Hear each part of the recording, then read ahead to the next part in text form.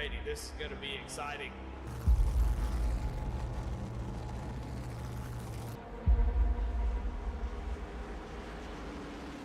Here the Geico restart zone we go. Green flag is out and underway.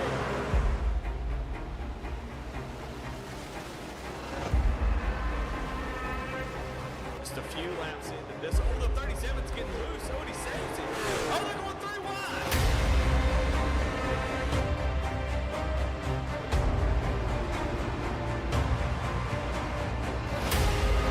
We've got a 5-way fight for the win of this race coming to 4 laps to go.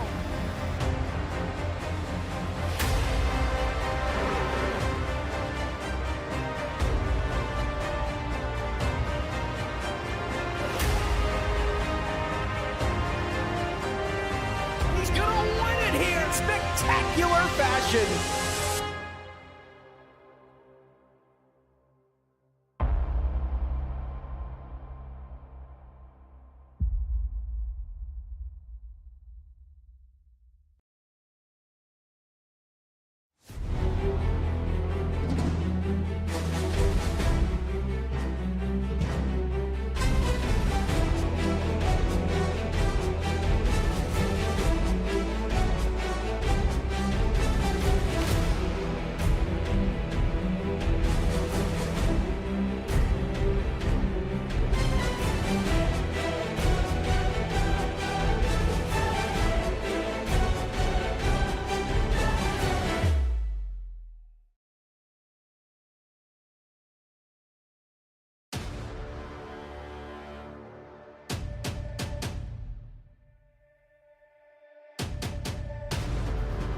What's going on, everybody?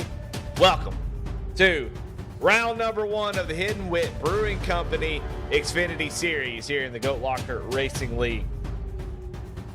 Want to thank our sponsors, Lincoln Tech, for their sponsorship of this spring series. Boy, we're getting ready to roll, and want to thank their support as always, as well as some new sponsors, Save 22, who has come on board this season. And tonight, it is all about Daytona, the World Center of Racing, where we are going to be taking the Xfinity cars around this track.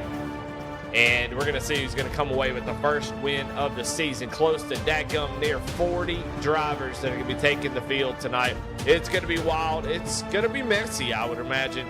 But it's going to be fun, and I'm here for all of it.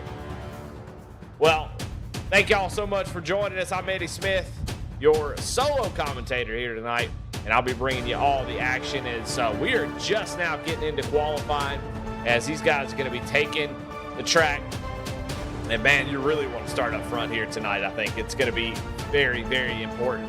Well, drafting tracks always bring the excitement, the I think I can win attitude. But we've got just 2 lanes, really. 3 lanes going to be tough to make this happen. We've got some all kinds of skill levels on this track here tonight. We'll see if somebody can make a 3rd lane happen, but I am not quite sure that we can get it done. But, hey, if you're going to win, you're going to have to start up front, I do believe. You're going to have good pit strategy, and you're going to have a good team around you. So let's take a look at the track. Everybody knows all about Daytona, but we're going to take a look at it anyway. Maybe you don't know where it is on the map. Whee! There it is, right there. You need to know where to go. That is where you go right there. 31-degree banking, a little bit less than Talladega, but it does bring the speed nonetheless. And Daytona, I mean, in January, February, Daytona is the hotness, man. It's the 24 hours Daytona. You got the Roar for 24. You got all kinds of racing going. And, of course, we get the speed weeks where the action just picks up. And, man, it is a good time. What a great time in racing. The first race of the year, the Super Bowl. And that's where we're going to start here tonight. Take a look at it here, 2.5 miles, 4 corners, if you're wondering. And a little trial, so maybe actually 5. I don't know. We'll have to talk to Chuck about that. We'll see what his official opinion is. But there you see it right there. I mean, just an incredible facility, a staple in NASCAR, just an unbelievable racetrack. And we are getting rolling right now. We've got qualifying underway. We just got under 2.5 minutes left in this thing. So we'll get into some intros, maybe even talk to a driver or two. I'm going to pick somebody out in chat. Who do y'all want to see or hear from? If I can get them, I'll do it. we'll yank them up in here. Let's do some qualifying coverage, huh? We don't normally do that, so let's go ahead and do that right now. So we'll take a look at we got Charles Abert out on the track here tonight. And of course, their cars on the little overlay here may not correspond to what they got going on the track, but there's Charles there doing his lap, and he is going to let's see where he's going to end up. He's at third so far. Jacob Denson has the pole at the moment. We'll see if he can hold on to it. Who else we got on track that has just now started their time? Well, Andy Kurtz here.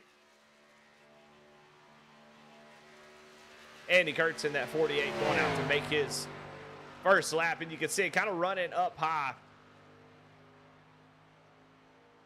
Trying to build as much momentum as you can, and it depends on what car you're in, but a lot of times that second lap is the one you really want to be right around the bottom. So you generate as much speed as you can. You can see right down to the yellow line. We'll see what he does here, if he elects to run low or run high. And he's going to run low right against that yellow line. Want to put that car as close as you can get without hitting that apron. It's the shortest way around. And he is doing exactly that. We'll see if he can get in a good, pretty good starting spot.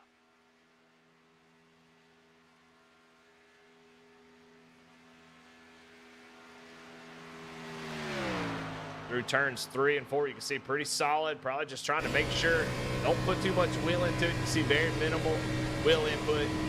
Any kind of wheel input will scrub the speed off. As he comes down, we'll see where Andy Kurtz is going to start this race. Can he get on the pole? Crossing the line. And cut it up for 22nd. So not quite what he wanted out of that one, that's for sure. Qualifying just starting to wrap up. Well, hey, let's talk to some of these drivers if I can find them. I had a request, and I'm gonna make it happen. So let's bring him up into the broadcast booth, and we're gonna talk to Chance Taylor. Chance, is Eddie in the booth? You got a copy? Hey, Eddie, how you doing, man? Man, we're doing good. Well, I had a request to bring you up into the booth, so we're gonna do it. We're for the people, and somebody wanted to get you up here. So, Chance, we are getting ready to get going. I know you got some stuff going on. We won't keep you too long. But how you feeling about tonight? Looks like you're going to start in the 15th position. How you feeling about your race? I'm feeling all right. Plans just try to give it my teammates and hang around for the first bit of the race till we start pushing. Based off of last night's race, just trying to take it a little slow. Well, it's slow sometimes is the right move. I mean, when do you decide to move? We saw last night it was tough to get, if you stay in the back, it was tough to get to the front if it got, the lap started to click away. So what's your plan as far as how you're going to get to the front? I'd like to be at least top 10 by, 15 to go, and then try to click our way forward and try to make it on the outside like I did last year. All right. Well, that sounds good. Good luck, Chance. Thank you, sir. We'll get him back to Above the Yellow Line Racing. New team here this season. Really excited about that. All right, guys. Well, I'll tell you what. Let's jump into the grid. Let's go see who's going to start on the front row. Of course, we have to give out the Jam Printing and Promotions Pole Award. Jam Printing and Promotions been around Goat Locker forever. And when you see these hats and these shirts, these really high-quality hats and shirts, I will say, if you hadn't got one of those hoodies, got one of those hats, you better put it in an order. Try to pull Matt's leg a little bit. Try to get him to get you one because they are top-notch. And they are the sponsor for the Pole Award. They've been around here forever.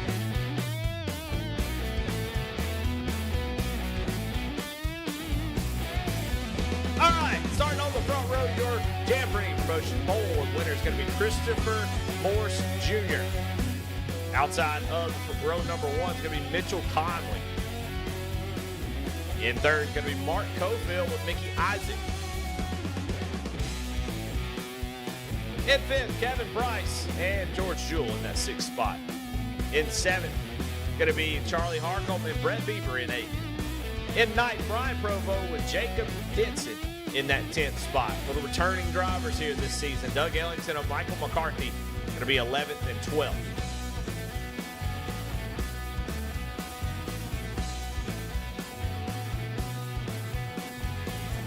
In 13th, going to be Daniel Cunningham. 14th, Jeremy Garner. In 15th, Chance Taylor.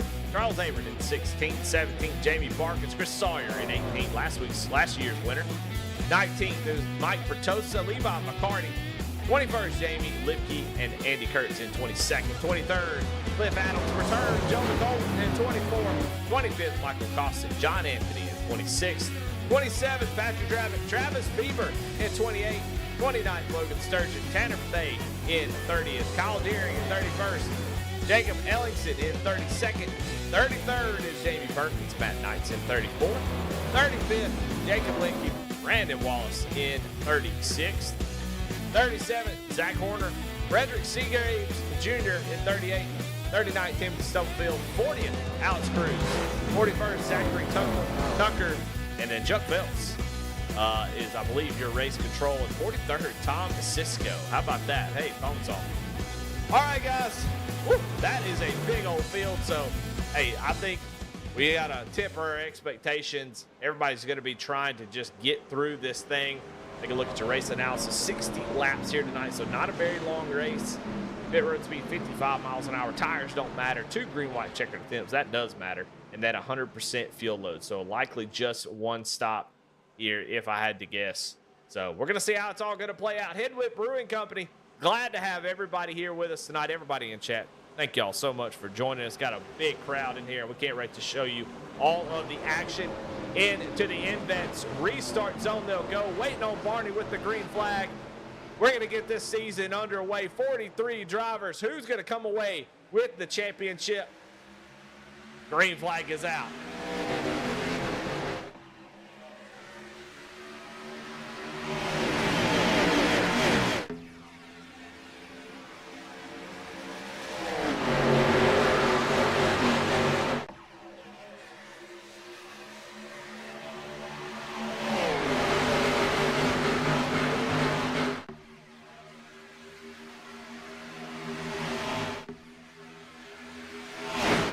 Well, so far, so good. I love it.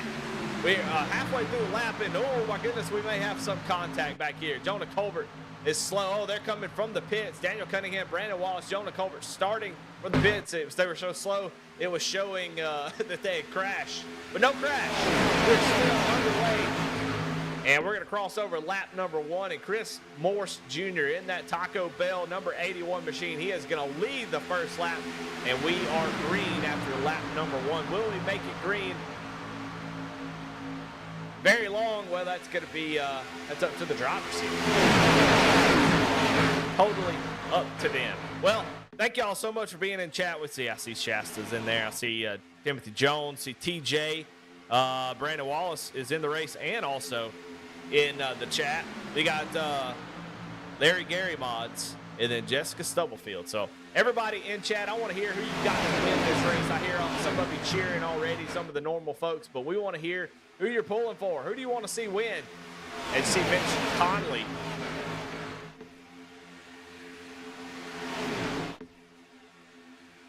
Mitchell Connolly, not Mitch McConnell, which I might say a couple times tonight. We would hear everybody loud and proud in chat. Let us know who you got to win this thing. We got a couple new guys up front. I love to see that. I love to see new folks get up here, mixing it up. And right now, Mitchell Conley still has the lead. Christopher Morse Jr. was behind him as Mitchell dropped down, but Chris going to move up to the outside line in front of Mickey Isaac. As you see, Mark Cofield there in that 97 machine really pushing that 10 out there. And Kevin Price not even able to keep up. So last night we were in the ARCA car. The bumpers can kind of be tough to line up in the ARCA car. Here in this car, you really can lay on the back bumper of another driver. Still have to be careful, not as foolproof as the next gen. But you could still lay on somebody's back bumper for quite a while, so you do want to make sure that you don't overheat that car. If they push for too long. Oh, we got contact going on back here. Drivers going everywhere, but we are staying green, it looks like. As we got a couple drivers come to a complete stop. Oh, yeah, we're definitely going to need a caution. Oh, man, cars turned around. You see Travis Bieber there. That's Jamie Perkins as we have our first caution of the night. And we'll take a look, see if we can find out what happened. Kind of saw it all kind of going on up here. You can see already it started maybe with the 98, but you see Patrick Drabick going up, around, up, down the track, all over the place. And then other guys just trying to avoid it. Let's see if we can go back and find out what happened to Pat. All right, it started with the 98 of Cliff Adams and the 07 of Patrick Drabick, I do believe. So we'll see if we can find out. Oh, it looks like the 98 gets under the 43 of Mike Bertosa, and that sort of set off the chain reaction. And Bertosa just kept getting pinballed around, and the 07 just nowhere to go. As you can see right there, that is what happens. We'll get you one more replay, and we'll try to get it from the 98's perspective. It's just a big checkup in front of him. I don't blame him one bit. Watch how quickly this kind of stuff happens.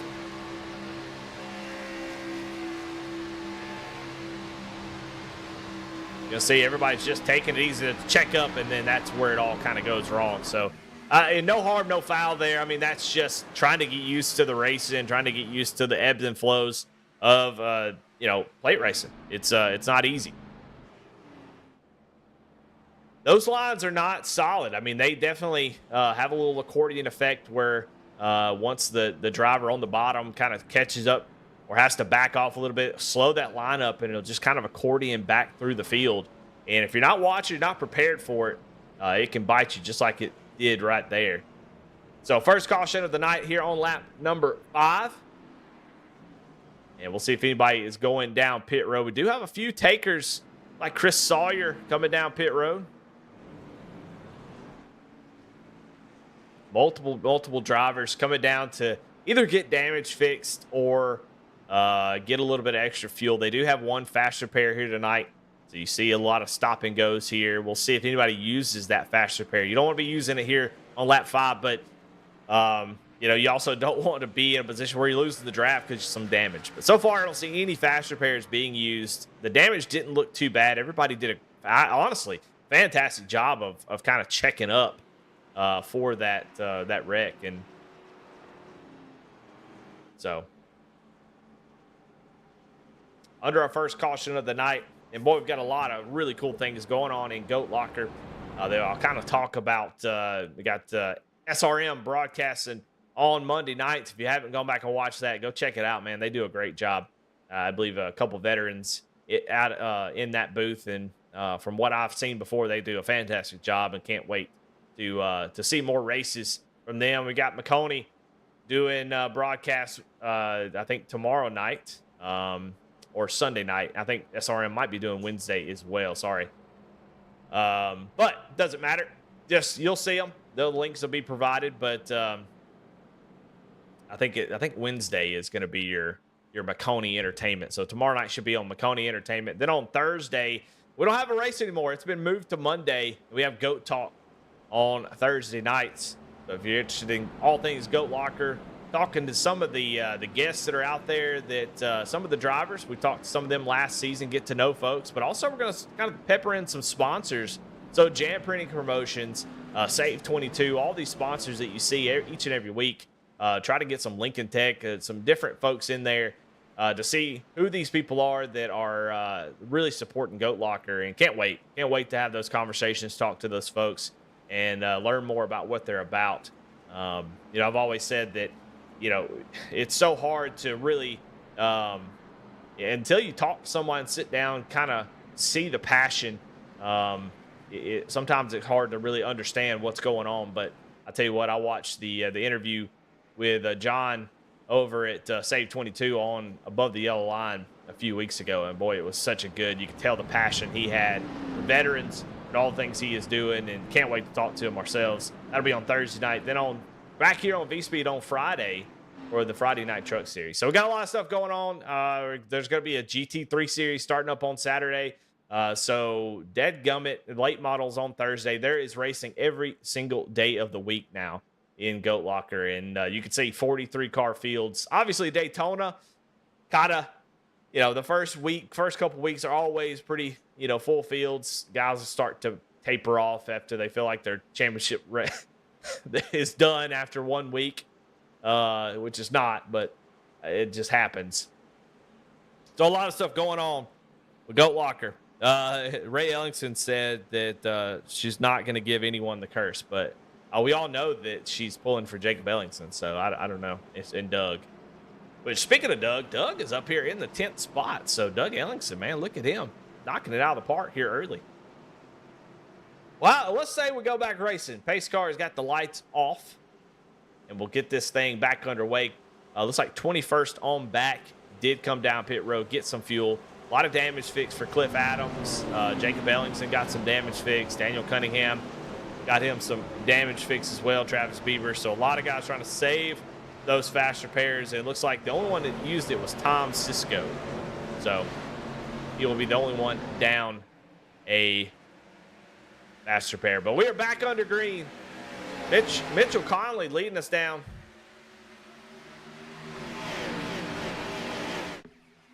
And we get this thing back underway and see who can take home this victory. Oh, man, somebody, I think that's Doug Ellingson, coming back up on the track. And everybody does a fantastic job of not letting that become a massive pileup. As, I don't know, maybe there was some back in the back. No, it looks like everybody did a good job. Holy smokes, we couldn't really see it. Go back and check that out. Watch here, Doug, that red and white car. Don't know what happened.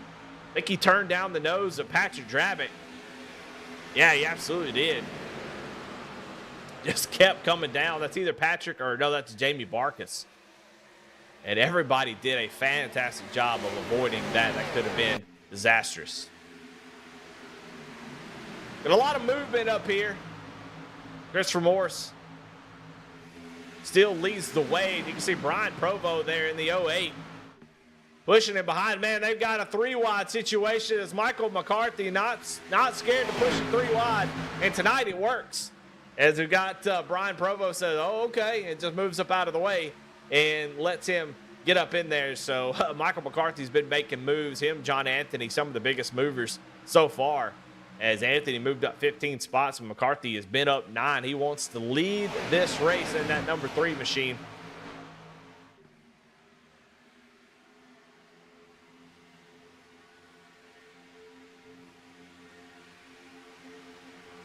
Well, as always, we love to have those driver cams. So let's take a look at who we have here tonight.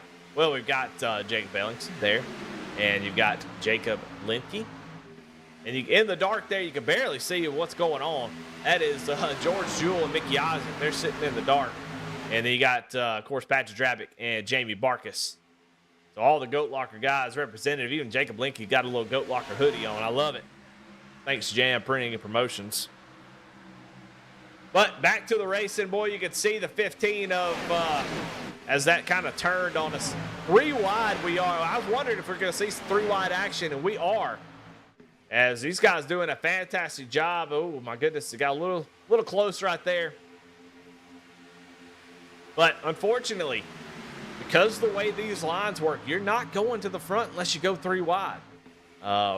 That's the bummer. I know some guys don't like it. They get nervous. Oh, they get shaky nervous when somebody goes 3 wide. But here at Daytona, that's the only way you're going to the front. You got to, if everybody rides in line, you're going to finish where you're riding. So people like McCarthy, Barkus, and now you can see Jacob Ellingson there in the middle. I mean, you got to do it. It might make somebody mad, but it is what it is. So you can see like the 7 of Charles Averett kind of blocking that middle line, just trying to stop him from doing that. You see that a lot. Guys just don't like to see people go 3 wide. I don't know why that is. That's part of it. But everybody, that's an interesting part of pack racing. Everybody's got their own idea of how you should race and what you should do on lap 12. And you pack 43 different opinions. Gosh, think about a Facebook comment section. It's awful. It's a sewer. And so you put 43 different guys with different opinions how you should race. Somebody's going to clash. And there's going to be some conversation had or some irritation. All that kind of stuff. Is Michael McCarthy put a aggressive push and one just kind of throwing his car all over the place. And Provo is going to get knocked out of the line by himself, gets into the wall. He's trying to keep it off of there, but able to hang on to it. McCarthy just being so aggressive, changing lanes, and almost caused an accident there. But he is really pushing that 81 machine. You can see he's all over the back bumper. on board with Michael McCarthy here as he is trying to lean on this Taco Bell number 81 machine and push him out front. Now you see they come disconnected, and now the guys behind him should start to close back in. We'll see what they decide to do. 3 wide back there with Jamie Barkus is now, oh my goodness, Mark Cofield. These blocks are getting a little late. You gotta make that decision early. These guys are trying to make it at the last minute, and so far doing a fantastic job of keeping it together, but we've almost seen 2 or 3 pileups in the last lap. See some 3 wide action about 5 rows deep, and that is still Jamie Barkus right in the middle. We'll see what it looks like when you're 3 wide. This is it right here on board with Jamie Barkus. Not much room for error. Got a car on the outside of him. Oh, the mercy of the camera is going to make me sick. Who's running the camera? Cameraman, get it going. What the heck you doing? Oh, and there it is. Behind him. Oh, it's a big pile up. Cars going everywhere. I'm clicking. There's cars. Oh, my goodness. A massive pile up here. There's a hood bouncing. Oh, another one. Hoods are just flying off here.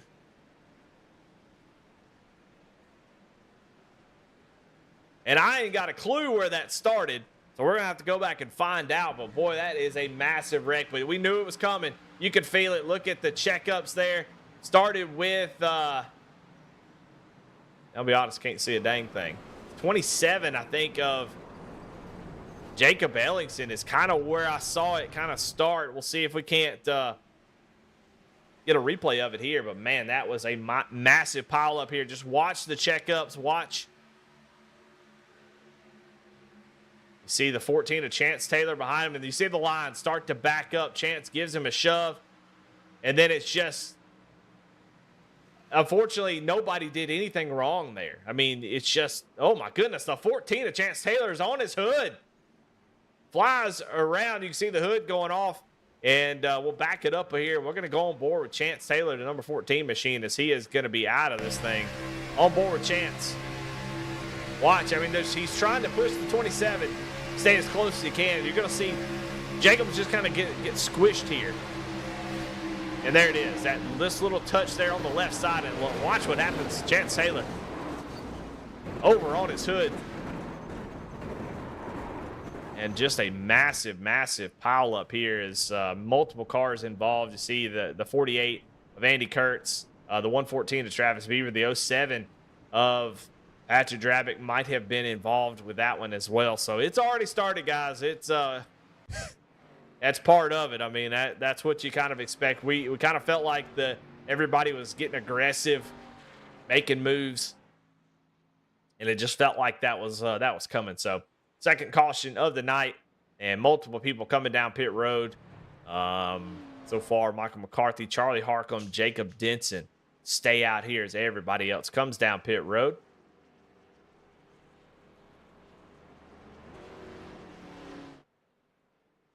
Pit road is wide open. A lot of folks going to be taking fast repairs here. Zachary Tucker uses his fast repair. Charles Abert uses his. Tom Cisco had already used his. Brian Provo. Jeremy Garner was involved. Travis Bieber.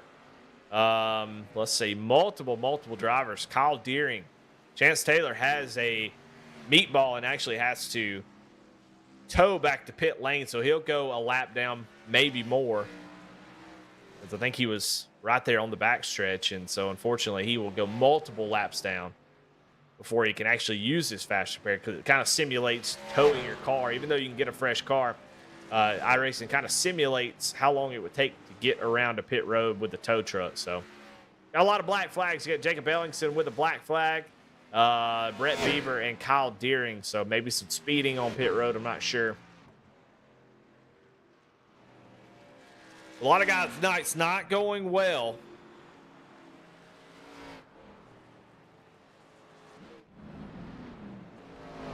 And, man, I'll tell you what, that was a big wreck. Lots of folks involved.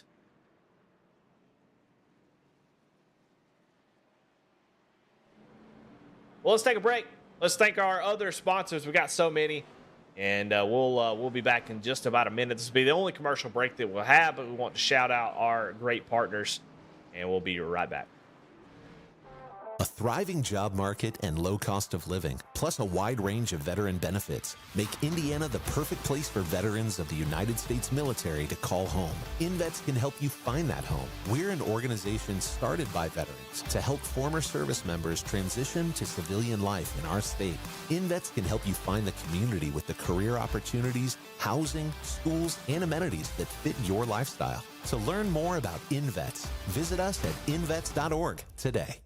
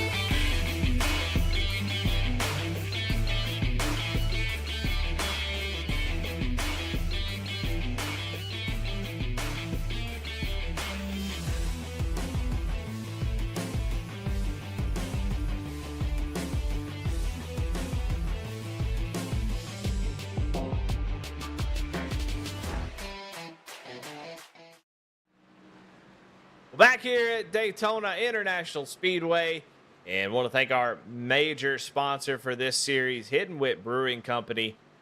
Find your escape. Well, just 17 laps into this 60-lap race, and we're already 2 cautions in, and this time for a big wreck that involved a lot of drivers, and so a lot of folks coming down pit road multiple times trying to get some damage fixed, and try to get themselves back out there and into the race. Green flag back out, though, as Mitchell Conley been up front all night long. And here you go. We got Michael McCarthy out front getting a big push from the 79 of Jake Denson, who was a big player in this series, and Charlie Harcum as well last season. So glad to see them back in the series. As, we got some drivers down. Looks like guys going to the back. Looks like Jonah Colbert. That 31 said, you know what, I'm out of here. I'm going to the back, I suppose. I don't know. Staying right there on the apron. Hopefully he doesn't have a problem. Looks like him and a couple other drivers, Michael Kosick and Daniel Cunningham, electing just to stay out of the mess, trying to save those cars. And so they are going all the way to the back, multiple seconds. I mean, there's a couple different packs, and they're going to lose that pack. Look at that car, though. Good grief. Got the Canes 31 machine. It is a fantastic looking car. If you don't know, Jonah Colbert, one of the best painters on iRacing, bar none. And if you go on Trading Paints, you look him up, he has got some of the best paint schemes, and that is another great example of why, because that is unbelievable.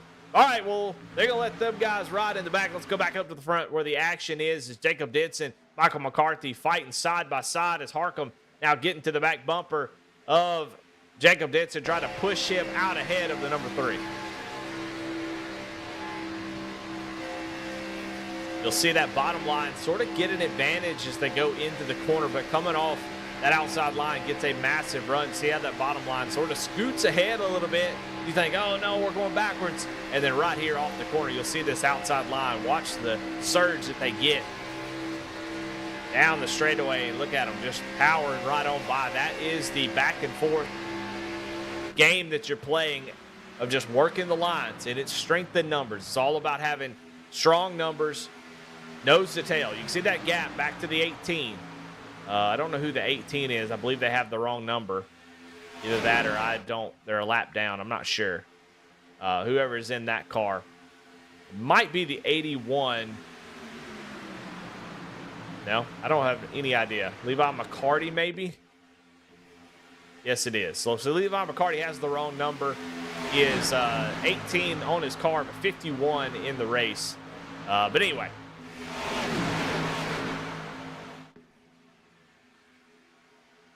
A little 3 wide up here at the front as you see the Taco Bell of Christopher Morse. One up the middle. He is going to kind of split the team of Jacob Denson and the 28 of Charlie Harcum.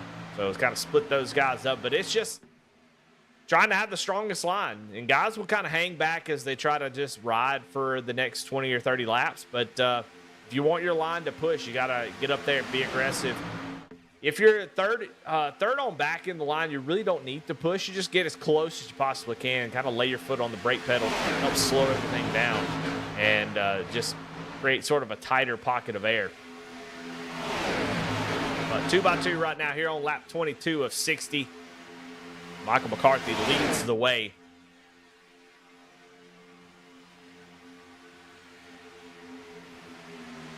I'm not really seeing a whole lot of aggressive pushing so far. I think it's just maintenance pushing, trying to make sure that their driver stays up front. You can see, I like what Denson's doing there. A lot of times what folks will do is they will, of course, he's trying to work with his teammate, Charlie Harcum, but a lot of times these guys will get up there and they'll go right down to the bottom once they clear that bottom line. And honestly, that is a good way, and you're going to see Christopher Morse going to do exactly that. But all that does is sort of continue, put yourself in a bad position. So if Denson goes up there and does that, goes down to the bottom, and everybody else does the same thing, well, he'll end up 5th on the bottom row at some point if he's not careful. So I like leading the one of the lines. If I can lead that outside line, that's what I want to do. If I move down out of that line, all that does is open up the opportunity for the same to happen to me. If I stay up front like the 79 is, nobody can go anywhere. They're going to have to go 3 wide.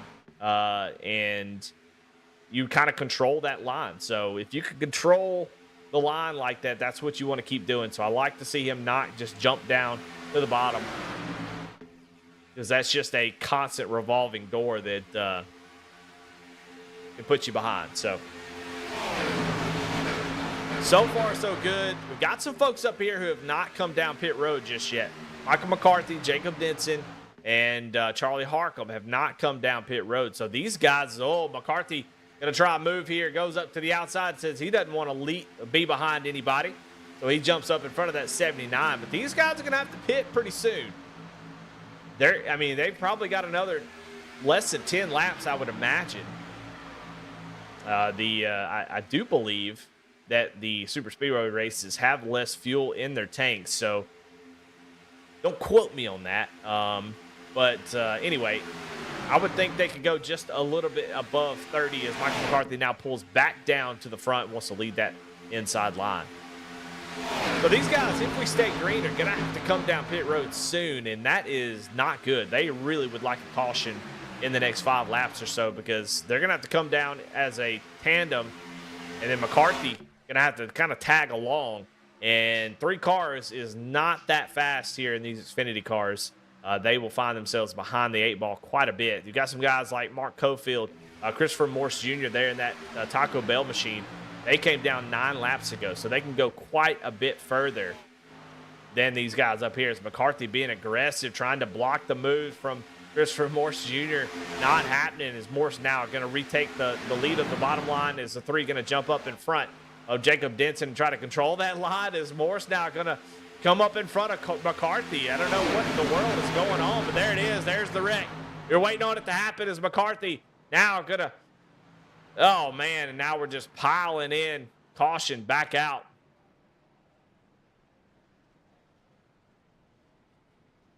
On the speedway, see Logan Sturgeon involved. He's sitting there backwards in that 26, the 15 of Jamie Barkus. You see McCarthy there. Oh, somebody else's hood bouncing around out there again. Let's go back and watch that. We were kind of seeing it happen as McCarthy drives right down into the inside line. And try to see if we can find out exactly what was going on here.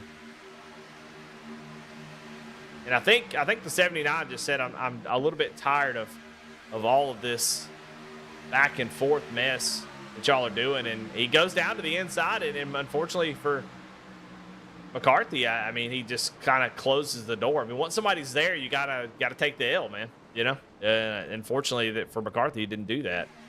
See if we can get a view of it here. This is on board with Charlie Harcum, and yeah, I mean, that's all there was to it. You see just a big run that Denson had. He lists for him this time.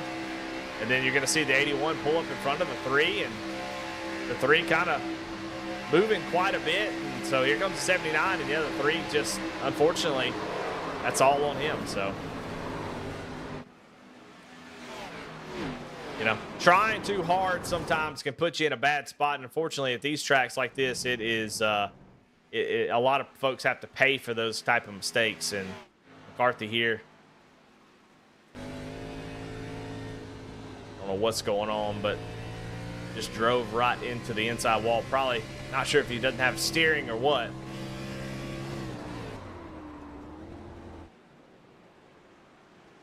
But he is on pit road, going to have to get his fast repair. And so all that work of getting up to the front. And it looks like, yeah, he doesn't have any steering at all. Oh, my gosh, he's going to cause another wreck by pulling back up onto the track. We didn't even see that. And Brandon Wallace is going to get hit by it. He has no steering, and he's trying to continue to drive. He gets on the brakes once he realizes he's in trouble and pulls back up on the track.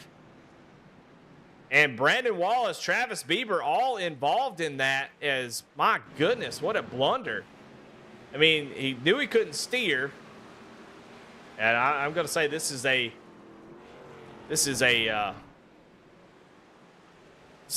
pretty embarrassing half a lap for Michael McCarthy. It just, good grief. Pulled right up in the track in front of drivers, and they all just kind of piled in. So, trying to get an onboard shot with Brandon Wallace. Yeah, I don't know how. I try to be partial and kind of give folks a little bit of grace, but unfortunately for McCarthy, that was the dumbest thing I've ever seen. So. Just add that to the list, I suppose, as, man, Brandon Wallace, a couple other drivers involved there, trying to see who else was involved as he kind of stops on the track. I mean, that's just ridiculous. Travis Bieber involved. Looks like the one of Zachary Tucker going to get involved in that. So I think those guys still have their fast repair, but they have been riding in the back pretty much the whole race and trying to avoid stuff like that, and then they're going to end up getting into it. So.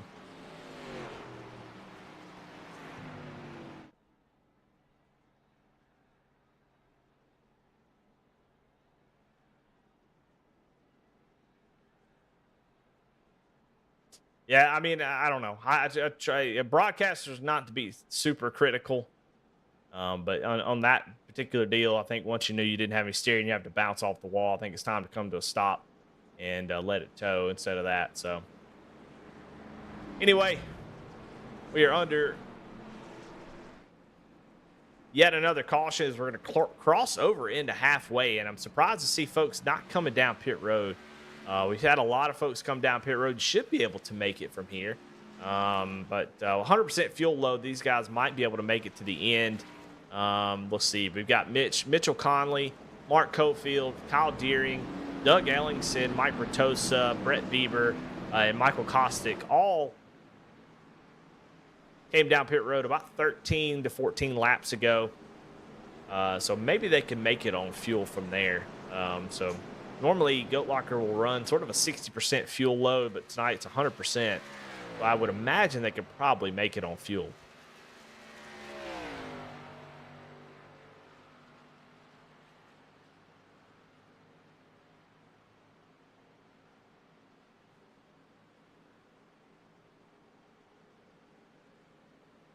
Well, what a better time than talk about what Goat Locker is all about and the most recent recipient of the sim rig that Goat Locker gives away the whole reason why they are a nonprofit, what they do for vets and all different types of things. But Brown Froheiger, I'm going to get that name right, but he served in the U.S. Army from 2001 2013. He deployed to Iraq in support of the OIF with the 1st Battalion, 293rd Infantry Regiment as a 50 cal turret gunner. He provided convoy security in his assigned AOR. we're proud to have Brian here at GLR. He's your veteran spotlight of this particular month, and we're getting ready to go green. It's been a wild one so far. Well, I think we kind of expected that, and we're going to see how this is going to play out. Pace car is going to pull off here halfway, going to do it again. These guys up front, they have been really, really aggressive, trying to maintain these spots. And Mitchell Connolly going to get a big, big jump. He's going to be out there all by himself. There's a lot of gaps between cars. That means by lap 2, you're going to see a huge amount of drivers here up at the front. Look at the gap here. You see Doug Ellingson going down to the inside, trying to make a move here on Mark Cofield. Ellingson's got a big run. We'll see if he goes for the lead.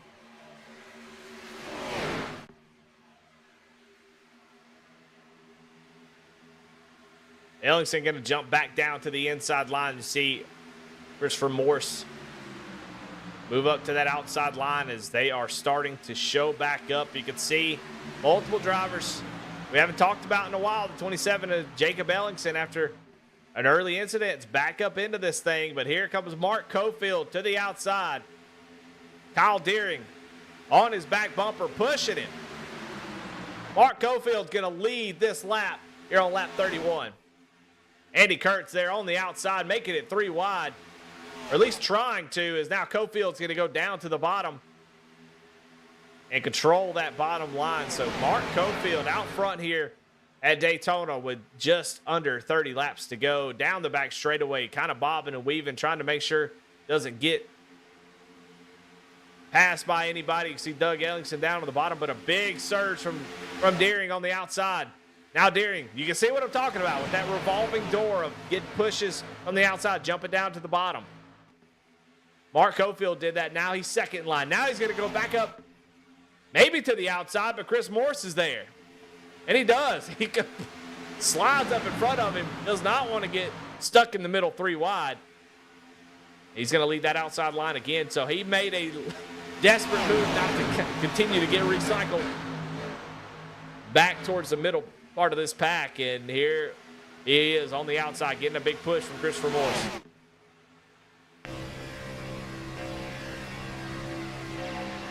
On board with the 81, he gives a big shove. You can see a little bit of dent on the end of that, on the right side of that 97's rear bumper.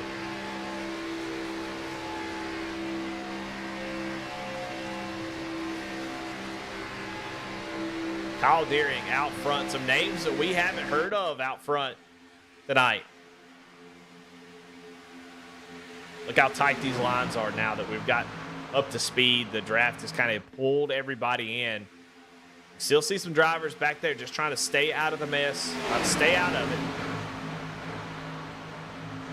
Waiting for the big one to happen, or the big 3 or 4. I don't know. It's been a lot so far as Cofield, man, really is leaning down on those cars, and that's going to make Morse go to his outside. He was trying to side draft a little bit. Now he's in the inside, in the middle. He's got Matt Knight. Oh, it's Doug Ellingson. No, Doug. Oh, he makes contact, goes back up the track. Oh, Andy Kurtz.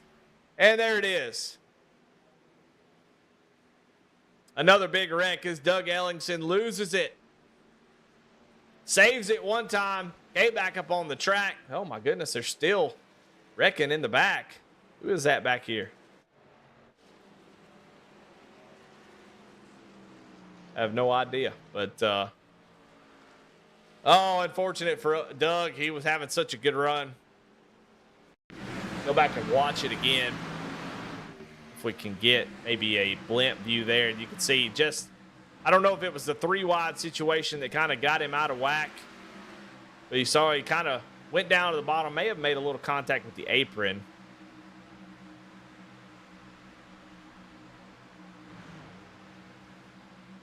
We might be able to see from the onboard of the 48. Really can't see anything here. Man, good grief. Matt Knight's got tore up there.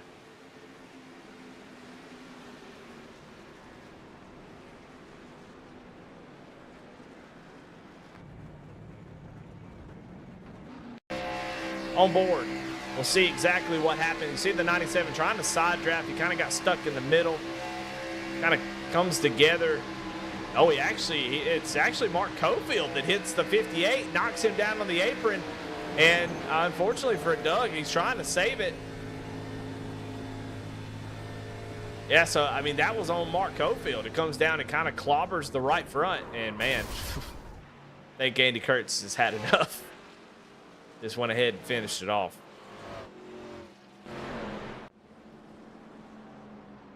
Back under caution here. We'll take a look at the race recap. At the moment, we've had 14 cautions, or 4 cautions, 14 lead changes in this one, as folks are still coming down pit road. Obviously, going to be a lot of damage that needs to be done. 2 or 3.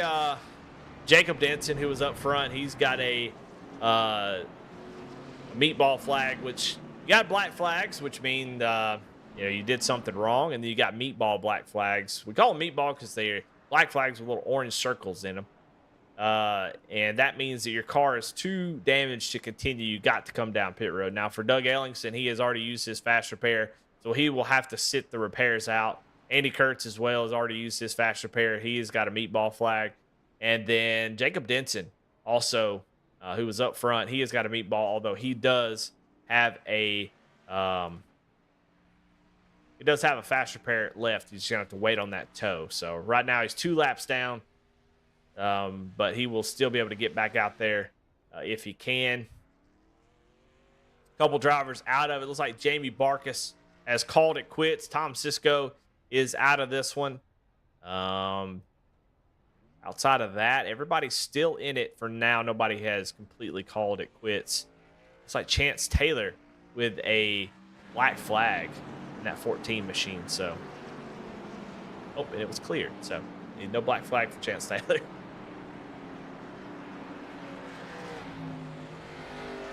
Well, bummer for Doug Ellingson. That definitely was not his fault. And he had a great job trying to save it. I mean, that was a really good save there. I think, I don't know if he could have saved it or not. Andy, if he would have backed off maybe a little bit, Andy might not have been caught up in it, but it's just really hard to know. It's a bang-bang type of thing. It's always easy to go back and look at these things and go, well, maybe you should have lifted or something. But you just don't know. You don't know what's happening. Everything happens in split second, and unfortunately for both of them, they are going to be out of this one. They're both having really good runs, but well,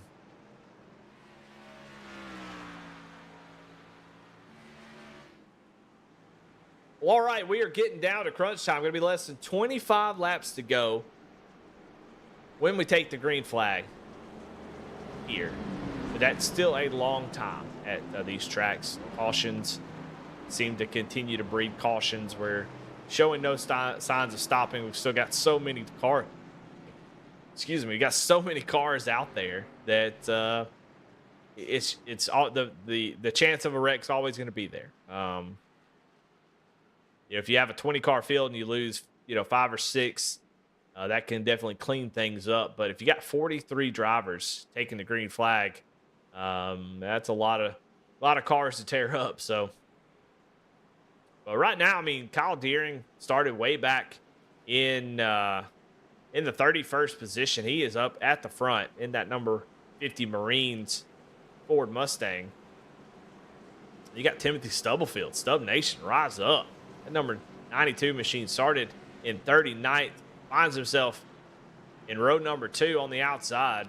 You got Frederick Seagraves in that 09 machine. He is up 32 spots. So we've got a lot of guys have played their cards just right and now find themselves up at the front when it counts at the end of this one. Who's going to win here at Daytona? Boy, it's going to be exciting. I can imagine 2 green-white checkers. I bet we use them all. Here we go. Pace car getting ready to pull off. Kyle Deering, Mark Cofield, your front row.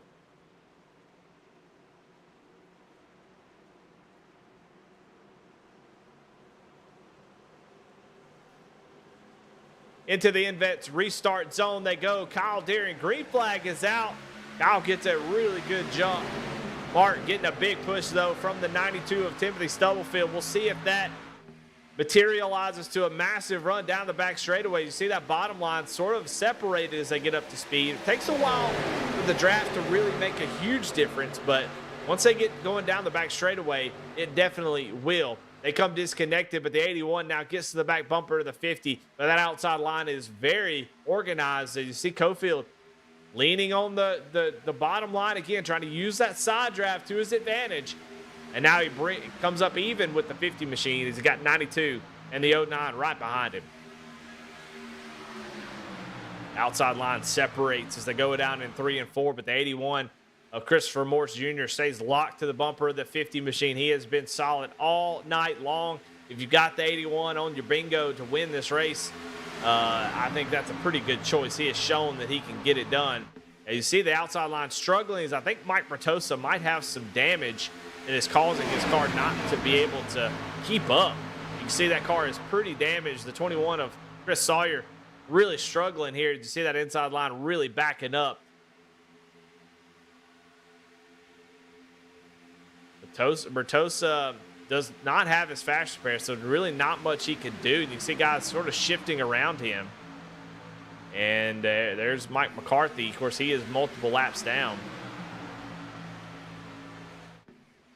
But the 81 shoves the 50 out there. That outside line is got more cars, but the inside line just a little bit more organized, as I think the 81 is doing a much better job of pushing. Stubblefield pushes and then kind of comes disconnected in the corner, which I think is a very safe move for sure. I definitely don't disagree with that. But you can see he's kind of leaning on that right rear bumper. Don't want to push that too much. You can already see the damage to the 97. Now that inside line has got the numbers. And there he goes, Christopher Morse, right up to the outside line. He wants to lead the lane. That's how you win races right there. You make those moves. Want to stay up front. You can see it in real life too. It requires so much mental focus to win these races. Be up front. You have to make moves that guys maybe not like. Jump up in front of the run, block the runs, do all that kind of stuff. Is Mark Cofield getting all out of shape right there as he got real loose, or kind of bobbing and weaving there in the tri-oval and almost made contact with that inside line. That's Mitchell Conley, who's made an appearance back up here at the front. That inside line continues to stretch. A little small advantage. We've got 20 laps to go in this one. Still a lot of racing, a lot that can happen.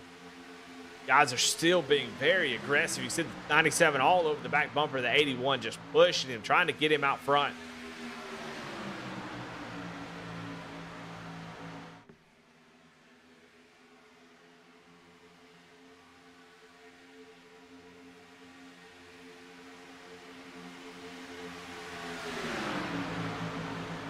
I don't think we have seen it all play out just like it's, I mean, we just got a lot of players in the back that I know are just kind of riding, waiting on the next wreck to happen before they start to make their move. But you can't wait too long. You want to be in front of the wreck if you can. You don't want to be in the back of the wreck. You don't want to be in the back of the field because then you have to dodge it. If you can get out front, the wreck might happen behind you. So at some point, you got to make that decision. Okay, it's go time. I got to get up here to the front and get up there before the mayhem starts.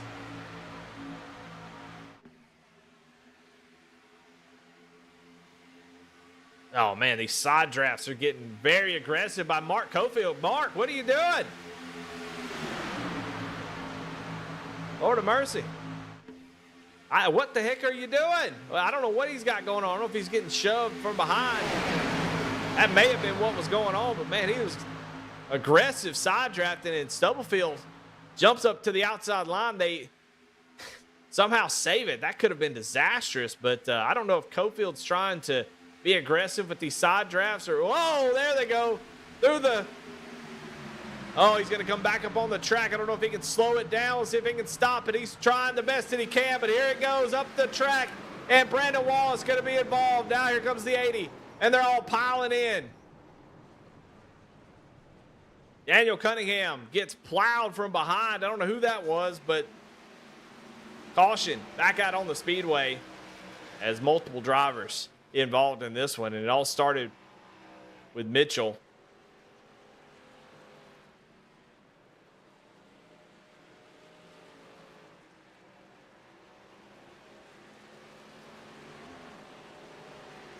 Trying to find him. He keeps going down the list, so let's go back and see what happened there. As just maybe a weird push there from the 09. Let's back it up just a little bit. I kind of want to see what happened there. Frederick Seagraves is in the 09. Let's see if it's a bad push, just a... Yeah, that's all it was. And Mitchell trying to hang on to it, but I mean, once you get into the grass, there's really not much you can do. And you can see just multiple drivers involved. And my goodness, is that Mike Bertosa just flying in there? I mean, you can't see anything. We're so far up the sky, but I think that was, my goodness. Here's Bertosa. I just don't know if he saw what was happening or what, but he's going to just...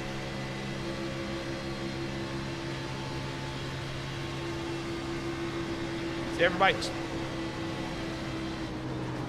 I mean, Bertosa never lifted, just plowed right into it. I don't know. He must be upset about something. I don't understand that at all.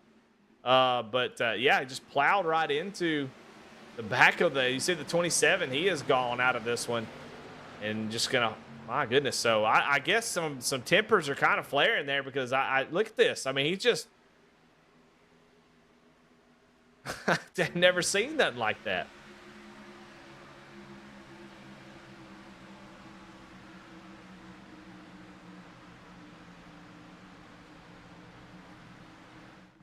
You see the guys checking up in front of him. I mean, neither did the 88, but my goodness, I mean, the 43 just, like, he hit the turbo jets and just decided to clobber everybody. So I don't know. I don't know what's all this about. Maybe something to review after the race. I don't know what's going on with these guys. Maybe some anger, some frustration kind of boiling over. I don't know. But under caution here with about 15 laps to go. Christopher Morse Jr., Kyle Deering, Mark Cofield, Frederick Seagraves Jr., Timothy Stubblefield, Mickey Isaac, Chance Taylor, Levi McCarty, Chris Sawyer, and the 10 of Brian Provo is your top 10. You got Charlie Harcum in 11th.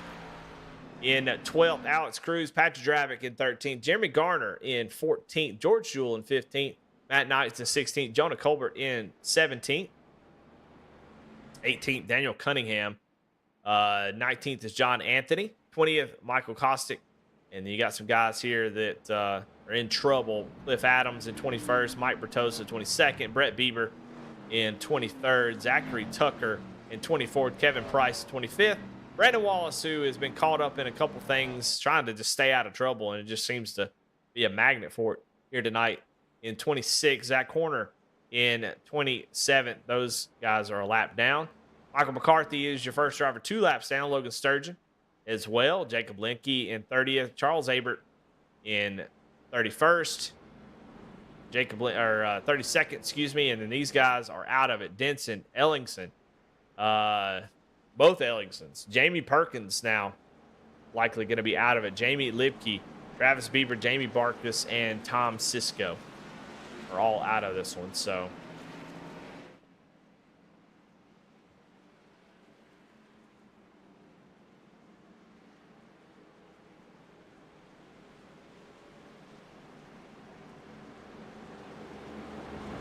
well, we are doubled up for the restart. Christopher Morse Jr. out front. Kyle Deering, a new guy, row 1. I like that. I like to see new folks up here showing what they got, showing that they can hang with the best of them. I mean, this is a competitive series. It has been all last season. It was unbelievable how many winners they had. And it was really sort of a toss-up who was going to win the championship right until they got towards the playoffs, and then Patrick Dravitt just turned the Jets on. So going to be a lot of competition if they stay. Everybody kind of shows up for Daytona week because it's Daytona, and then they start to taper off, especially if they have a bad race. Some of these guys who had real bad races or something, you'll see them drop off, but I hope we see a lot of these guys return. I think this series is one of the best, and I can't wait to call some 35-plus car fields. That always makes it so much more interesting when there's a lot of storylines to kind of talk about. Right now, we've got the storyline of who's going to win this race. And, we talked about the new guys, but we got some guys who are solid race-winning drivers. You got Cofield, who has shown he's got the aggressiveness to try to win this race. Mickey Isaac, who is a super speedway king from another series. Timothy Stubblefield, we know he can get it done. Levi McCarty, Brian Provo, Chris Sawyer, last year's winner in that orange and blue 21 machine, that they can all get it done. And then you got Some real heavy hitters. Last season's champion, Passenger Rabbit, back in 13th. Lot can happen here. Who can get this win? We're going to find out. In vets, restart zone goes Christopher Morse. Punches the gas. Green flag is out. What will the 50 do? Will he kind of hang around? I thought he might jump down behind Christopher Morse, but elects not to. Going to stay up with Frederick Seagraves in that 09 as they kind of separate themselves here. As right behind them, that group, you can see them starting to get connected. Levi McCarty gets to the back bumper of Mickey Isaac. What are they going to do here? Are they going to get a run that they can use? What are they going to do? On board with Levi McCarty. See, I don't know who that is. Might have been Jamie Perkins. The 50 of Kyle Deering going to give up on the 09, go down to the bottom. He wants to lead that out inside line, and the 81 is going to do what he's done all night long. And that's why he's been up front this whole time. He has made that move so many times. And now he's going to jump up. He's going to lead the line yet again. So Christopher Morse not taking no for an answer. He is going to lead one of those lines. Jumps down to the bottom with Frederick Seagraves. That outside line now led by Mickey Isaac, who's about 4 rows deep. As now Seagraves now going to go down to the inside as he looks down to the inside. Now going to jump up to the outside right in front of Mickey Isaac.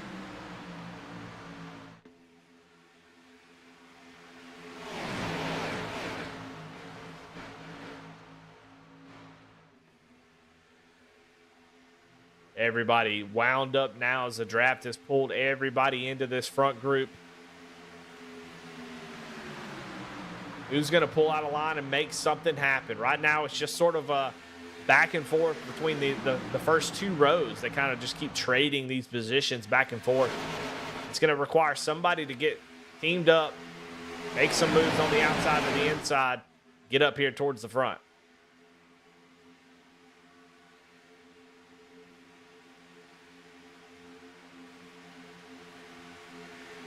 Big pushes from both the 50 of Kyle Deering and the 81 or the 01 of Mickey Isaac as they go surging down into 3 and 4. The 09 Frederick Seagraves Jr.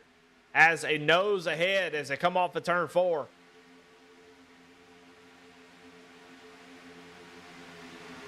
Christopher Morse surges out ahead at the start-finish line. He'll lead that lap, and like he's led many laps, he feels like that outside line has been moving. You can see how that bottom line sort of falling apart. This is a great opportunity for some guys towards the back to jump down to the bottom, make up some spots there as Morse moves up to try to block that outside line. But here comes Kyle Deering with a big push from Mark Cofield.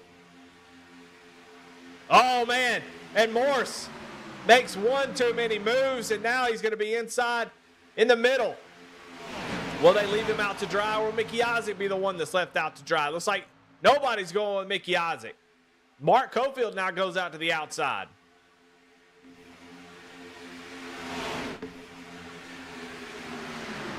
Mickey Isaac trying to side draft, hoping that somebody will decide to go up to that outside line. Now Levi McCarty is in danger of being the man in the middle.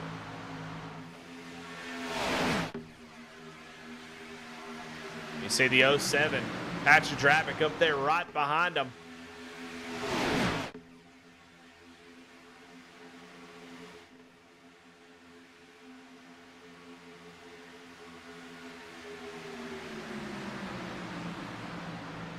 Three wide racing here with just a few laps to go. Folks are getting into the wall. There goes Mickey Isaac into the wall.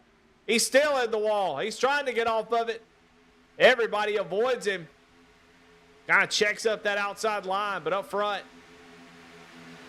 look at Christopher Morse. He's like, I'm going to go up by myself.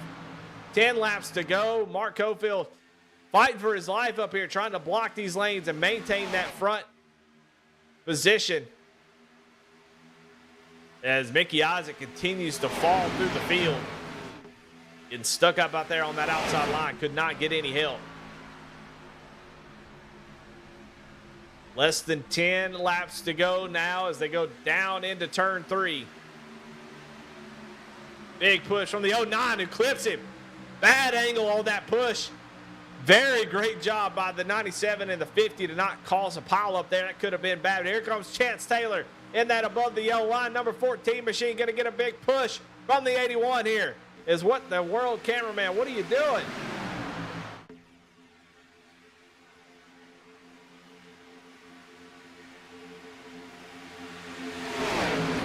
Feels like we're on pins and needles here. Mark Cofield moves up the track. 09 could not quite get there, as you got Timothy Stubblefield now leading that outside line. Down the back straightaway, and there goes Patrick Drabick through the middle. Got Michael McCarthy, and McCarthy gives him a shove. The 21 of Chris Sawyer down on the inside of the track. Is he going to come back?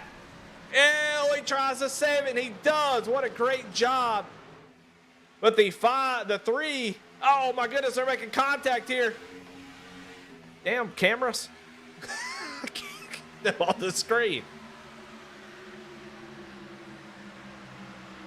McCarthy got into the back of the 07 and shot him down into the 21. And unfortunately for Chris Sawyer, he will not likely defend his race win here last season. As here comes Patrick Drabick on the bottom line. And he's got the 69. Nice. Jeremy Garner behind him. But Chance Taylor leads the top line. You got Timothy Stubblefield on the outside. You can see that 81. Oh my goodness, Chance Taylor with a rough bump there from the driver of the 92 machine, and the 81 finally completes his mission, which is to jump up there to the outside. These bumps are getting more and more aggressive. Less caution, more just being aggressive. I mean, it feels like it can fall apart all at any moment here. This is wild.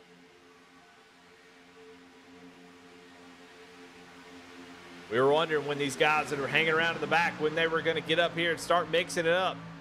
You see the 07, you see the 26 of Logan Sturgeon, although he is multiple laps down, I do believe. So he's up there just trying to help. As, man, we got a little 3-wide situation. Here's McCarty trying to slip down to that bottom line. Oh, man. Gardner gets loose.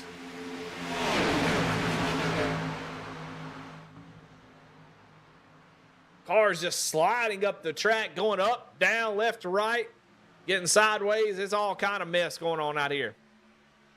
Big push up front as we got 3 laps to go in this race. 5 laps to go. It's so exciting, I'm losing my brain.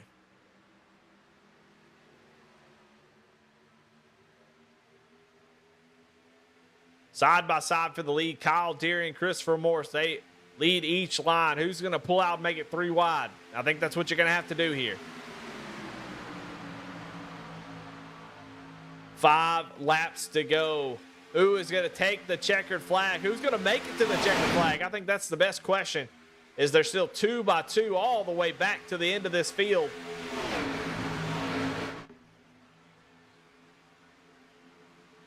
It's Kyle Deering. Oh, there he goes. Alex Cruz goes around. The 98 of Cliff Adams. No caution. Shouldn't be a caution as they stay green.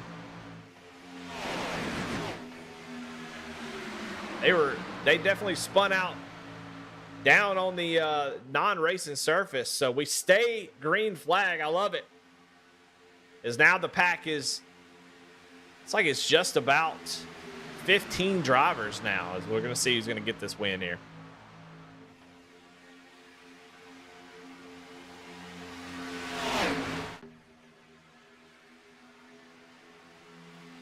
Side by side, Kyle Deary, Christopher Morse Jr. We've seen Kyle get a little squirrely.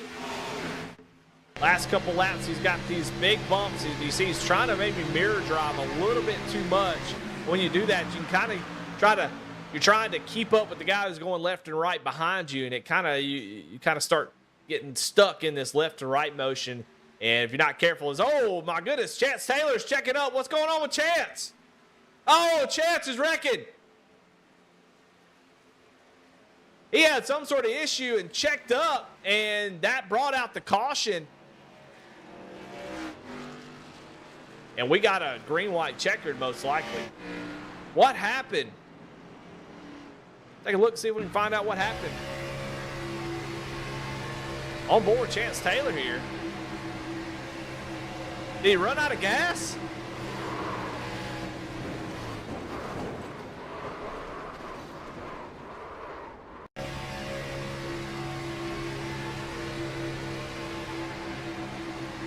You can see that RPM.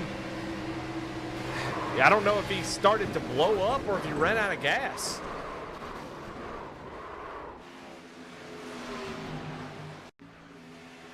But you can definitely see something happen to the 14. I mean, he just starts checking up the 92. Everybody just starts piling in behind him. See Mark Cofield go for a ride. And so many drivers. Jeremy Garner involved, multiple drivers involved there. As I don't know what happened there. That was wild.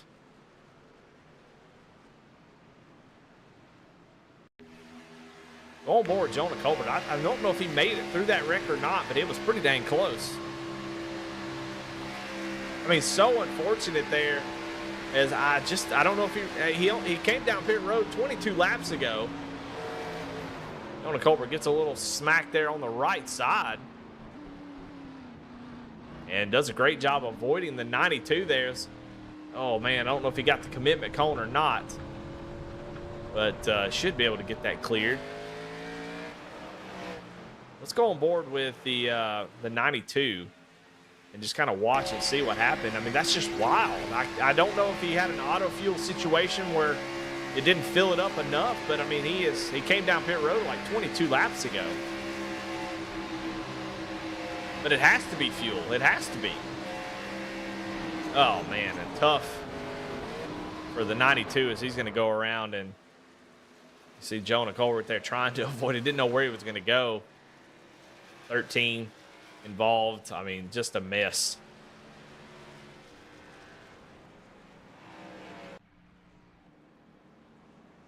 So I have to think he ran out of fuel because I don't think he's been pushing hard enough to have any kind of danger of overheating. But my goodness.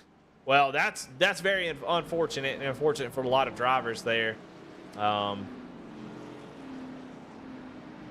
just wondering. The only thing I can think of is that iRacing has an auto fuel setup now where you go down pit road and it calculates how much fuel you need to get to the end of the race.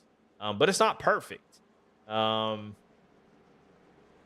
And I wonder if that's what did it. I wonder if he come down pit road and it put just enough to make it to the end and just miscalculated a little bit. But just a while to see somebody run out of fuel with just 3 laps to go.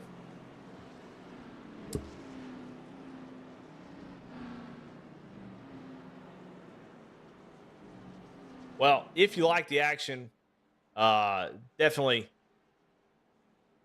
check out Hidden Wit Brewing Company online. Go check out, see what they're about. If you're in the area, stop by. Tell them Goat Locker said hi. They are the sponsor of this series. Of course, we want to thank Lincoln Tech. They are the sponsor. They were the sponsor of the fall series and now the sponsor of this spring series. And, man, I cannot thank Lincoln Tech enough for their sponsorship. Go check them out as well. Just a fantastic partner. Happy to have Save 22 along with those this season. I mean, just Goat Locker's doing incredible things. And, man, just when you do incredible things, people want to be a part of it. So that's as telling as you could see, or as anything could be. When you're doing well, people want to be a part of it. And so that's what's happening right here. Partners, sponsors, folks want to get their name out there. Goat Locker is doing just amazing stuff on the track, off the track, and sometimes a little bit in the middle. So, well, a wild race. This has been exciting. It's got a lot of ups and downs, some frustrations, but green, white, checkered, number 1 of 2. And, well, everybody should know green, white, checkered rules at this point, but if you don't, I'll give you the rundown real quick. They will take the green flag here. They'll come back around. If they take the white flag, that'll be it. We race to the checker. If a caution comes out before they take the white flag, than the leader, then we will rack it back up and we'll do another green white check. And at that point, any caution will end the race no matter what. So they'll have one attempt here. If we have a crash in this first lap, we will try it one more time. But we don't want to see that. We want to go all the way to the end here. See this thing go to the checkered flag. So first of 2 green-white checkered attempts, and Kyle Deering, Frederick Seagraves, Christopher Morse Jr., and Patrick Dravick, your front 2 rows. I mean, just unbelievable. These guys have been kicking butt the last half of the race, and then you got some new players that have started to make their way up towards the front. The pace car is off into the Invets restart zone. Slow rolling it. I like it.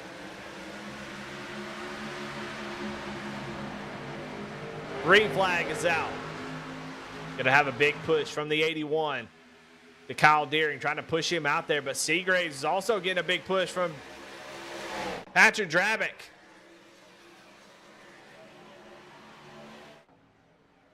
You can see them making like bumper connection in in the corners. That's how much they're pushing. Down the back straightaway, you can see Jonah Colbert and Michael Kostick there, and George Jewell all in position to win. And caution comes out. I don't know what brought it out. Jamie Perkins, maybe? And Mark Cofield might be was slow as well. See if we can go back and find out what happened there. I didn't even see. Oh, yeah. 3 of Michael McCarthy going around.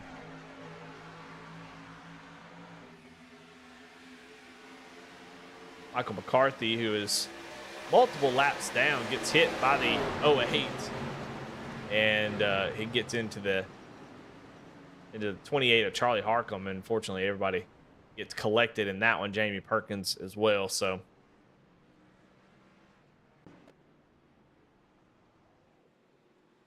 all right, well, that was first attempt. Now we're going to have attempt number 2. I hope you're good on fuel. And I tell you, who needs to be worried is this guy right here, Kyle Deering. You hear him clutching. Can't even hear the motor as he is trying to save fuel here. He has been on track for 46 laps. Everybody behind him should be good on fuel, but Kyle is pretty close here, and you can tell he knows it. You can see by the RPM gauge what he's doing is he's clutching it. He's not turning the car off, which you could do. He could do that. But clutching it usually is pretty darn good. You're just trying to, even though he's dropping it just 1,000 RPMs, that extra little bit could be the difference from winning or going through the infield at the checkered flag. So he is trying to save as much as he can. The RPMs run low like that, the engine's not turning over as much, and it's not using as much fuel. So another dramatic possible finish here is just excruciating, waiting. All the lucky dog stuff has to happen. Lap down cars have to have an opportunity to pit.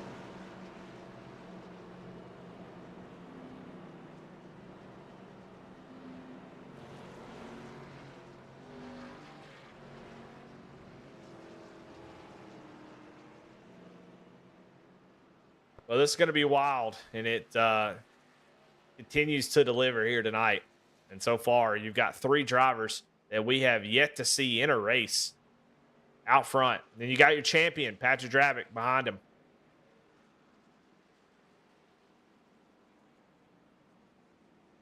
And, I mean, if you're in the top 5, you're in a good spot. I mean, top 4 is probably the best. You want to be in the first 2 rows if you're going to win this race.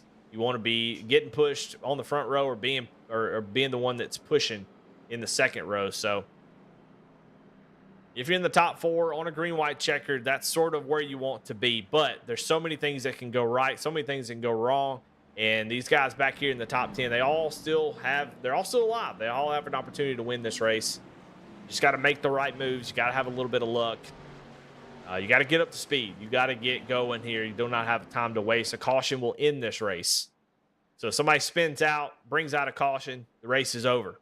There will be no racing to the checker flag. If we get the white flag, though, there will be no caution. We'll race it all the way to the end. In real life, they throw the caution because it's a safety issue. But here on iRacing, you don't have to worry about that. So if they take the white flag, that will signal that we will get the checkered flag. So right now, the big story is whether or not Kyle Deering can get up through the gears and get around for those last 2 laps. He's been saving really aggressively. Saw him running down in the apron. I don't know if that works in iRacing. I would imagine it does. They have to simulate it, I'm sure. They do that in real life to keep the fuel in the pickup so it doesn't start struggling to get fuel, but I don't know if it works here. But here we go. Man, this all coming down to this.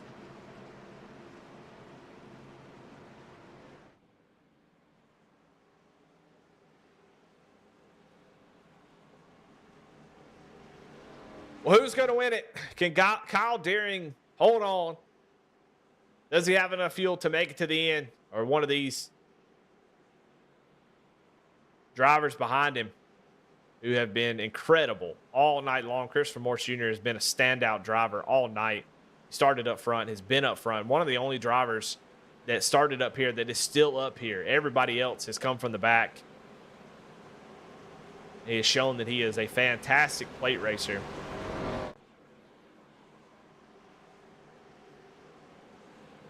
But here we go. Now, one thing about Kyle Deering is not only does he have to get to the end, if a caution comes out, he has to make it to the checkered flag. He can't run out. So even if we get a caution, there's no safe. It doesn't feel safe. But here we go. Hayes car is going to pull off the track. Can Kyle Deering get it done? Does he have enough fuel? 2 more laps to go into the Invent restart zone. Goes Kyle Deering. Oh, and the 09 spins down in the infield. No caution. What in the world? I've never seen that, though. As now they have a massive gap. Kyle Deering is a sitting duck here. But now Patrick Dravick does not want to see a caution. Flag flies. They're still wrecking back here. Here's the 81 trying to turn himself across the nose of another driver. Here comes the big run. Down the back straightaway. Bobbing and weaving. Everybody going over. Here comes Patrick Dravick. Down on the outside. Kyle Deering with no help. Down on the bottom. Here comes the 31 of Jonah Colbert. He's pushing. Matt Knights, the 64. The 64 goes down to the inside. Jonah with no help on the outside as everybody bails on him. They're in a line. Why is nobody going? Here goes Matt Knights. On the outside, does he have enough? No, he doesn't. White flag is out. Here we go. This is going to be exciting. Jonah Colbert. Oh! Jonah's wrecking. We're going to race back to the start-finish line. Kyle Deering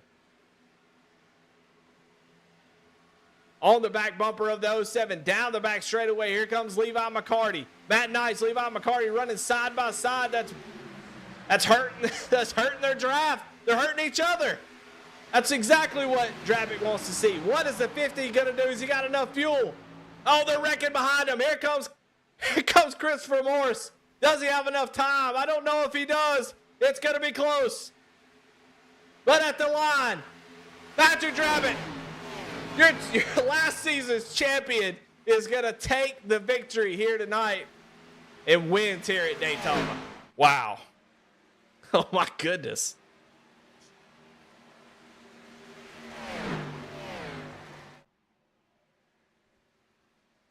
Last season's champion starts it off right by getting the win here at Daytona. And, man, what a exciting finish. A great job by Kyle Deering with that fuel issue. Worried about if he can make it or not. Does a great job. Just the help kind of just all started to fall apart there. Hey, you see somebody there on the track? Who is that? What you doing up there, bud? Somebody sitting there off of turn 4. And Badger Rabbit going to burn it down here.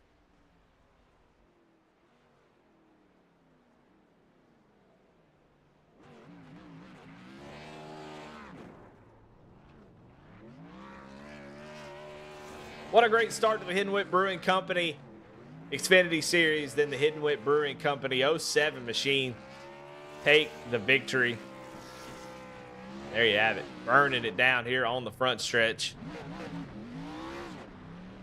I kind of want to take a look at the last couple of laps as Patrick's going to finish out his burnouts here. Man, what a great start. Locks himself into the playoffs. It's always good to win at races like this because you just don't have to worry. And there you go. Burns it down.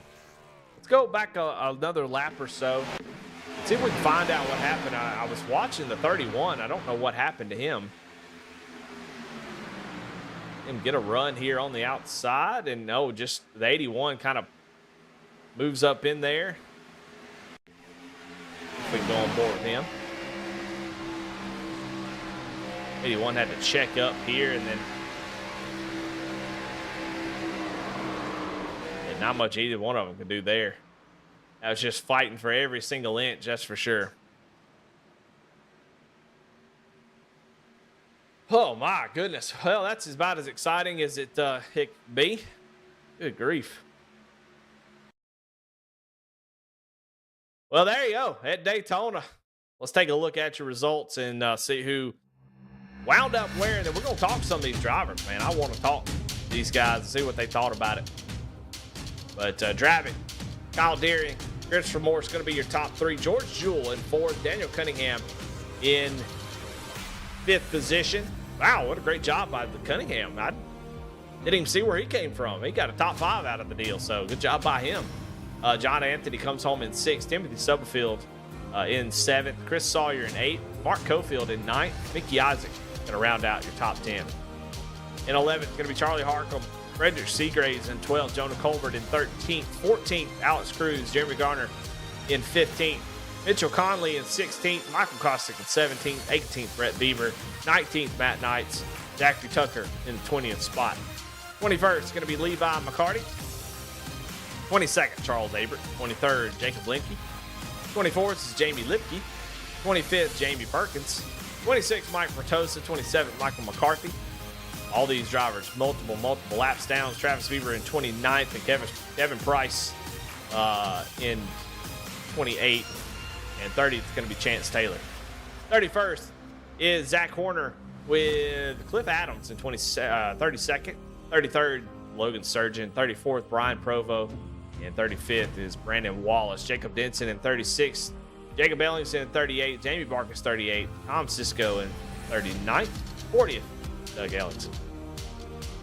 41st is Andy Kurtz. I don't know why the race results are a little bit different, but that's okay. Tanner Bethea and Chuck Phelps is your race control. Well, let's get ready to talk to some of these drivers. That was a wild and crazy race. Of course, definitely always exciting to talk to them and see what they thought. So let's bring your winner up here. You see the fireworks going off. Let's talk to your race winner, Patrick Dravitt. Pat, wow, what a way to kind of start the season. You got the championship and you win here at Daytona. And it took you a long while to get up front, but you finally get up there. I have no clue what just happened, Eddie. That was absolute insanity. I mean, I was wadded up 3 different times during this race.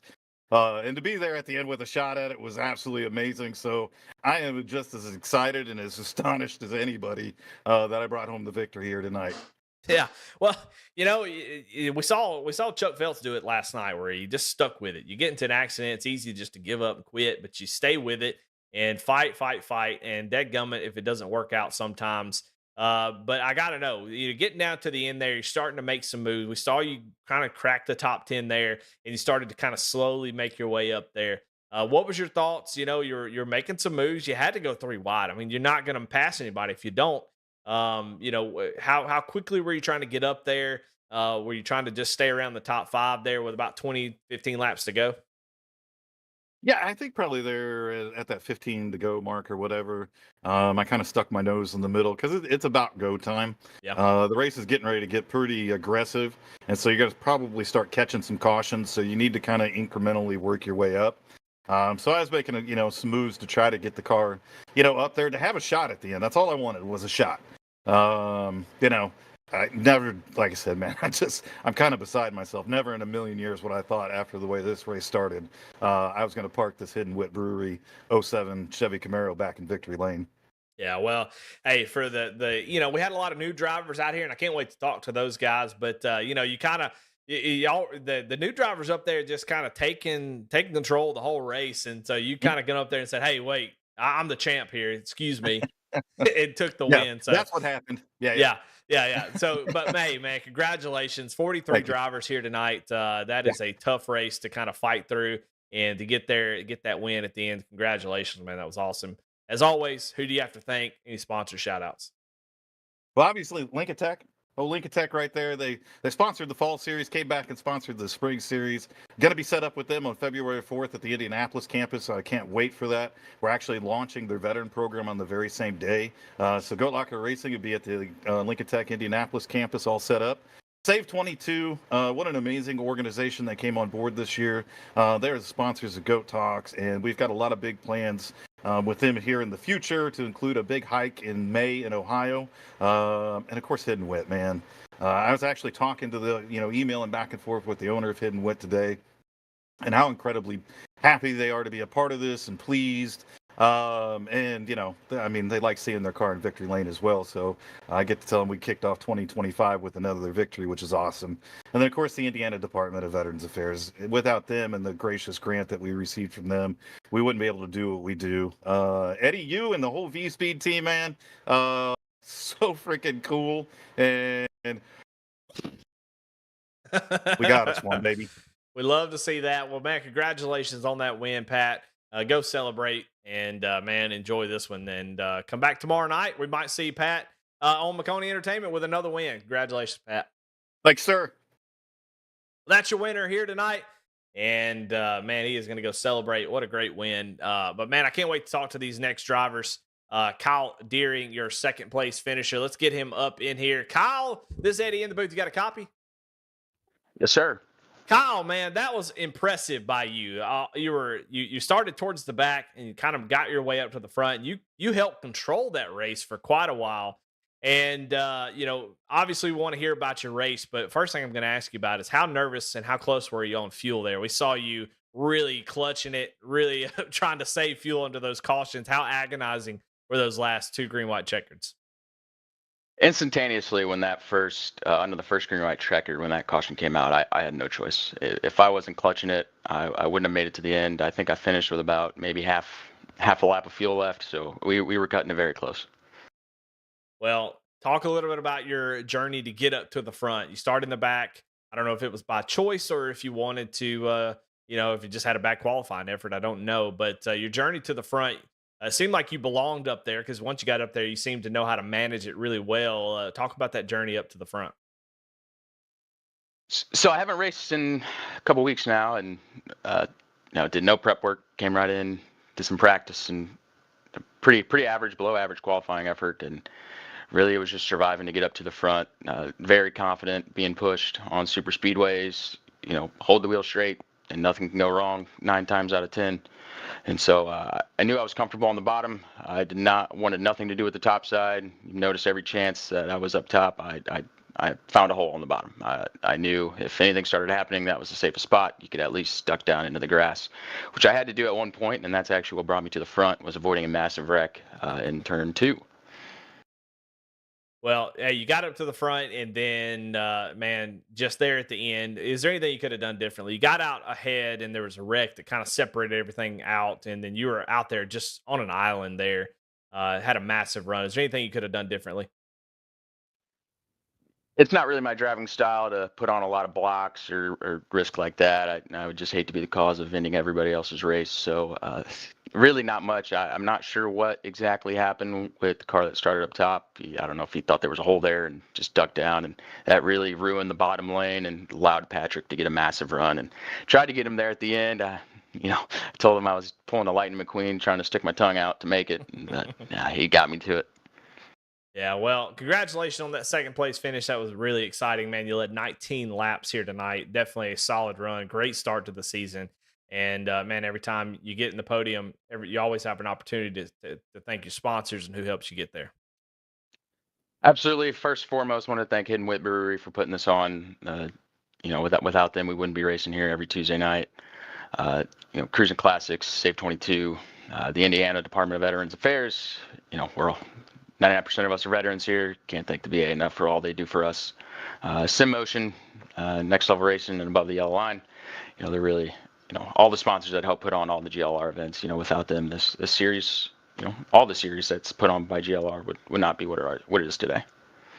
All right, well, there you have it. Second place finisher, Kyle Deering, who just came up a little bit short, but man, go talk to this guy. This guy, it was wild and crazy all race long. Chris Morse got you up in the booth here. Good to meet you, man. I don't know if we have met before, but man, you were a menace out there tonight. Started up front. You were making damn sure that Taco Bell machine stayed out front, moving lanes. Making sure you didn't get shuffled into the back. Congratulations on third place finish, by the way. Talk about your race. Yeah, man, it was a lot of fun. I didn't expect to get the pole, and as soon as I did, with the size of the field, I decided I was going to stay up front, whatever it took. And I felt like I did that pretty successfully without making anybody mad or getting into anybody. I wrecked the 31 at the end. I got to apologize for that, but I just had a run, and I don't know what happened to the 09 on the final restart, but somehow I ended up in the infield, and after that, I wasn't lifting. So apologize to him. It's a racing deal. But no, it was a lot of fun, man. I took a couple years off from racing with these guys or racing in general, and jumping back into it. It's awesome to see what Pat and Jamie and everybody's done with it. Yeah, man. Well, we're glad to have you back.